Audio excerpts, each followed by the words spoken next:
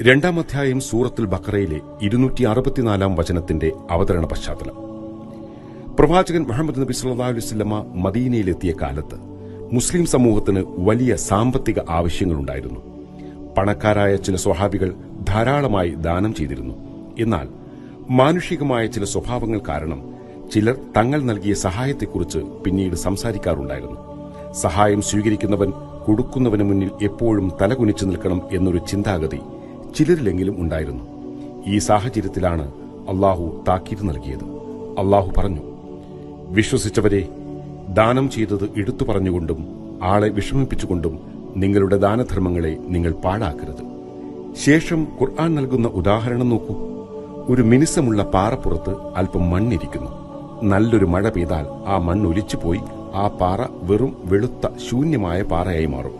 അതുപോലെയാണ് ദാനം നൽകിയിട്ട് അത് എടുത്തു പറയുന്നവന്റെ അവസ്ഥ. ഒരാളുടെ ദാരിദ്ര്യം അയാളുടെ അന്തസ്സ് പണയം വെക്കാനുള്ള കാരണമല്ല. ഒരു മനുഷ്യന്റെ വിശപ്പിനേക്കാൾ വലുതാണ് അയാളുടെ ആത്മാഭിമാനം.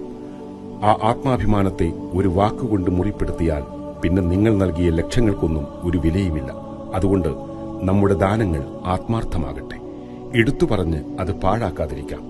നമ്മൾ നൽകുന്ന പണത്തേക്കാൾ വിലയുള്ളതാണ് വാങ്ങുന്നവന്റെ ആത്മാഭിമാനം. അത് മുറിപ്പെടുത്തിയാൽ ആ ദാനത്തിന് ദൈവത്തിന്റെ അടുത്ത് ഒരു വിലയുമില്ല.